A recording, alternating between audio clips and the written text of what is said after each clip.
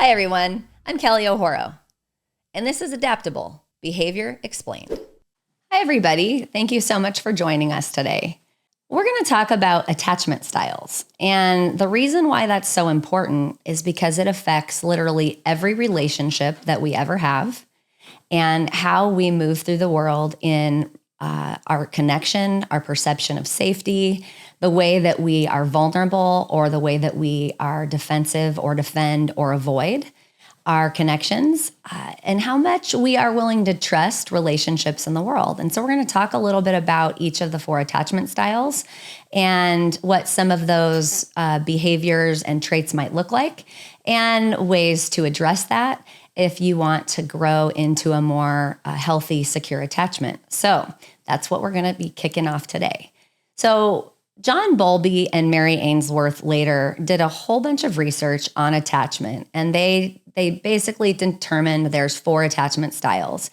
And attachment basically explores patterns of relationships between individuals, and it focuses on the bonds formed between children and their primary caregivers in the earliest years.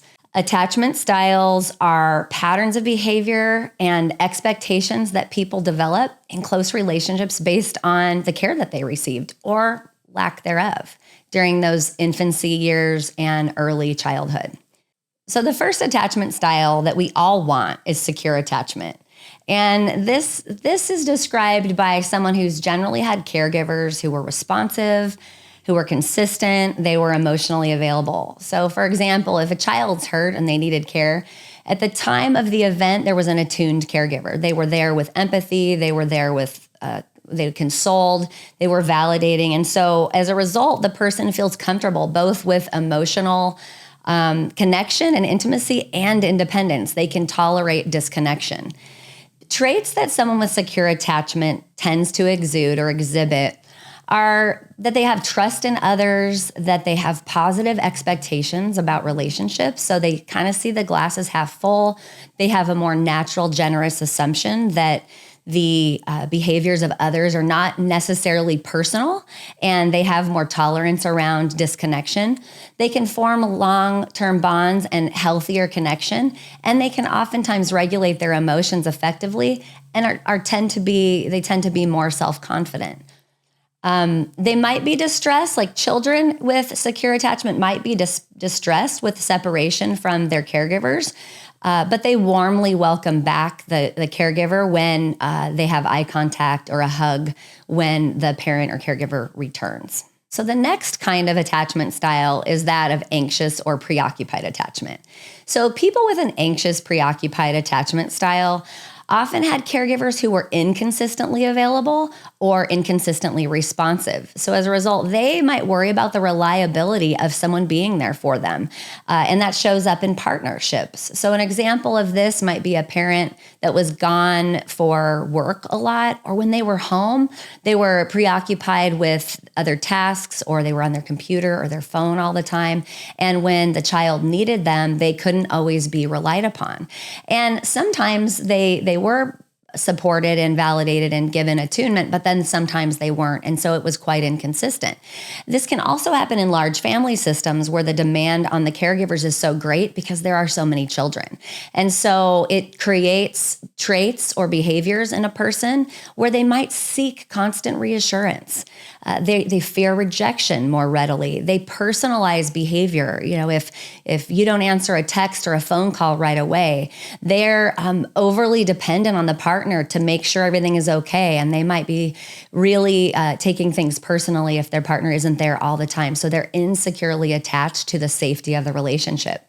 They're also quite sensitive to the changes in relationships and have difficulty trusting that their needs are going to be met consistently. So a child that exhibits a more anxious attachment style might be frightened by separation, but then they continue to display anxious behavior once the caregiver returns. So that quelling of the symptomology of anxiety isn't calmed by the parent returning, because again, it's not necessarily trusting, the child's not trusting that just because they're there, they're going to be paid attention to. They can't really count on it.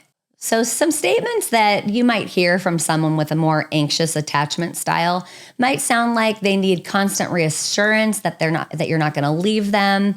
They might ask often, do you really love me? How do I know that you won't change your mind? I feel like I'm not important to you when you don't respond quickly, or that I don't matter. I worry what you're going to think of me if I do this or that.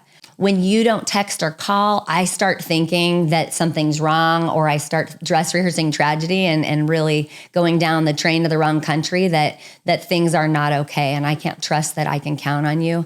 I feel like I have to prove myself worthy of your love and acceptance. Otherwise, you won't want me. I might be afraid of being abandoned or rejected. Or I might feel like I need to be perfect for you to love me, and that my worth is conditional. And so I'm not sure if I can trust that you'll always be there for me. The statements that I just shared with you exhibit an underlying anxiety and insecurity. People with anxious attachment might experience this distrust in the safety of relationships, and then they seek constant validation and reassurance to alleviate their fears of abandonment or rejection. And this can become kind of exhausting for someone in the relationship to have to provide constant reassurance for them. And so that's something that is important for individuals with anxious attachment to communicate openly about their needs, so that their partners can provide support and that their partners understand what's going on inside of them to help forge and foster a more secure and trusting relationship. One way to address this is through seeking therapy, and it can help one to have more insight and gain awareness about this anxious response when in relationship, and that feeling of fear of abandonment and rejection. And people with anxious attachment tendencies can develop healthier relationship patterns when they have insight, when they have a little bit more space between the stimulus of being or of perceiving disconnection, and they can heal and grow into a more secure attachment style.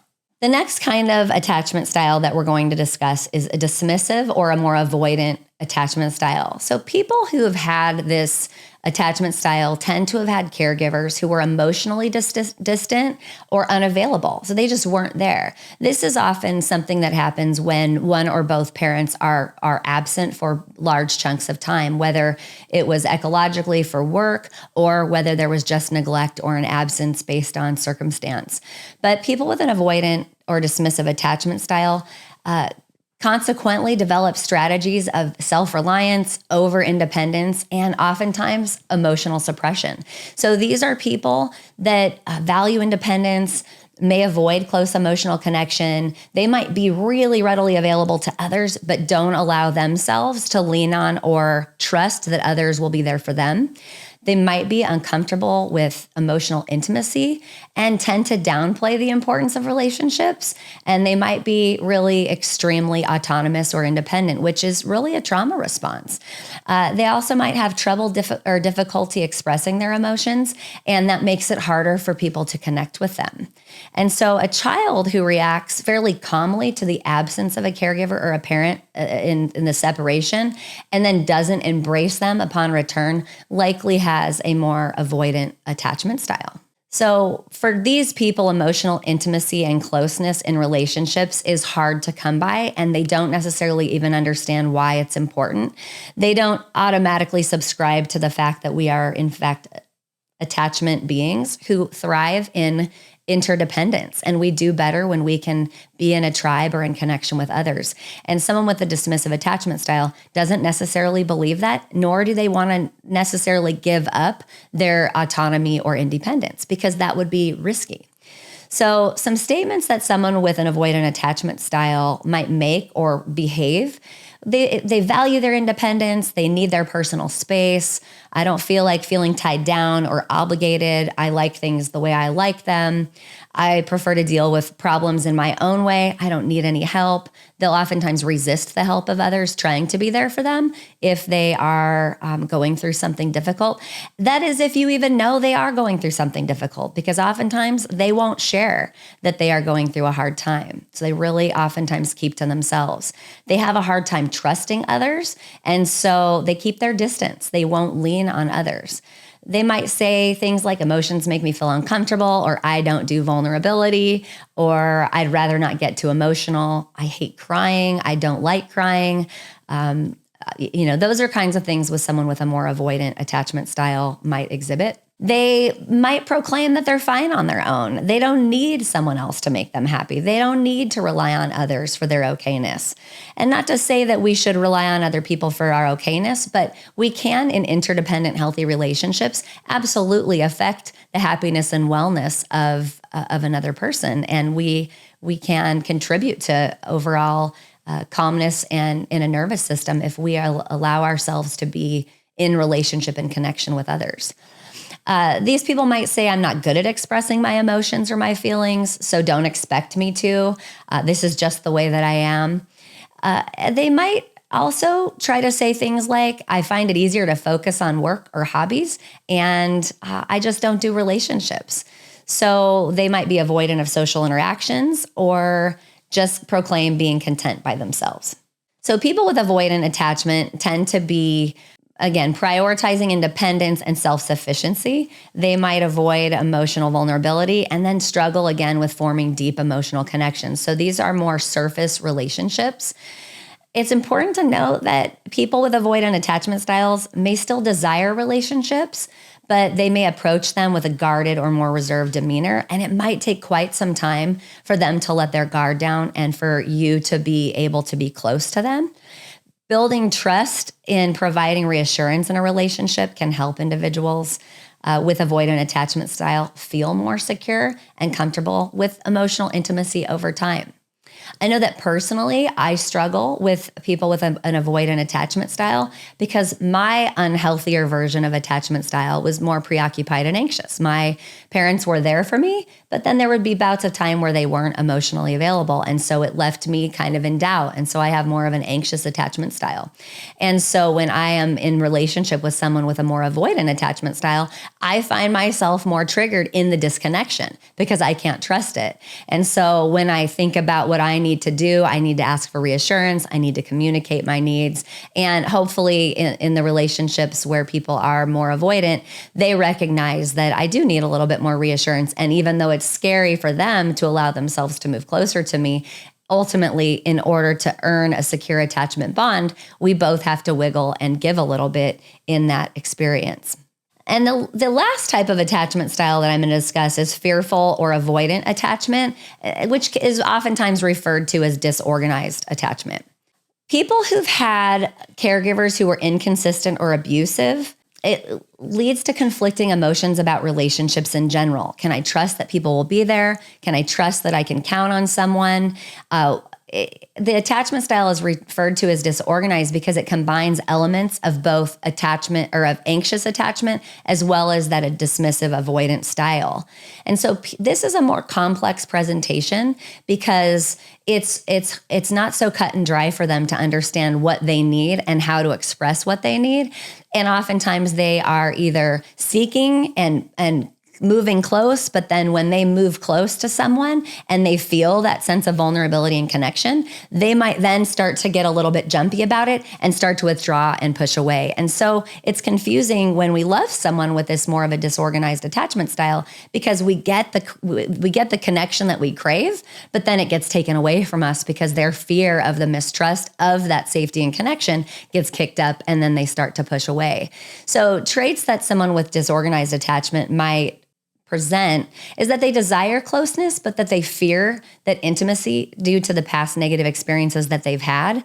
And so they might struggle with trusting others and forming stable relationships. And they end up in that push-pull dynamic. I want to be connected with you, but I'm so afraid that I need to now push you away. And that's very confusing for someone who is trying to be in relationship with them. And it can be pretty exhausting when trying to navigate that space.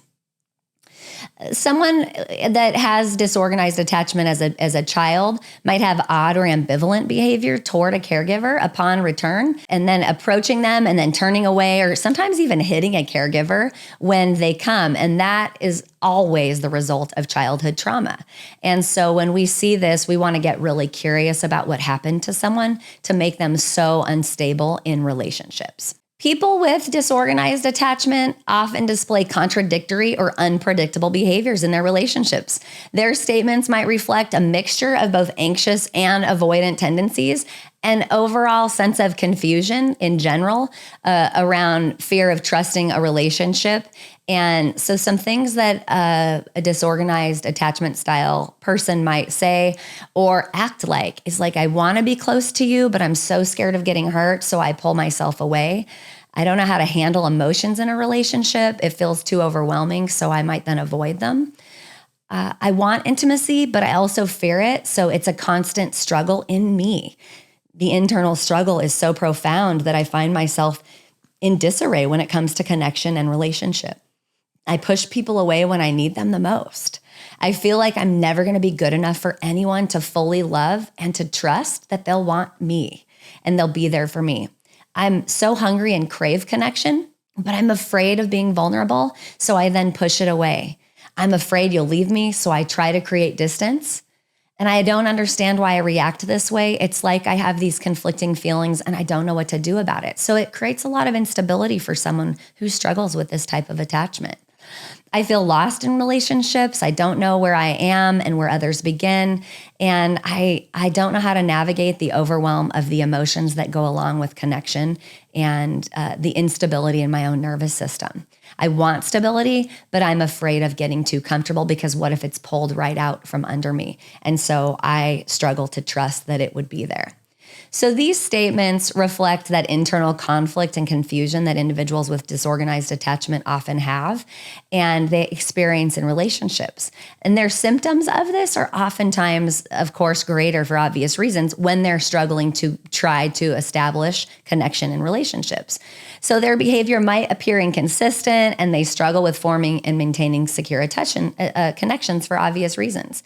So we can seek therapy and work to develop awareness and resolve some of the trauma that created this push-pull dynamic in our nervous system in order to get to a place of more stability for the growth of trust and the growth of connection and the ability to let somebody in when they have proven in small moments over time that they are in fact trustworthy to be there for me. And so when you think about your own attachment style, just get curious about what could have happened in your story to make that presenting issue part of your relational overlay.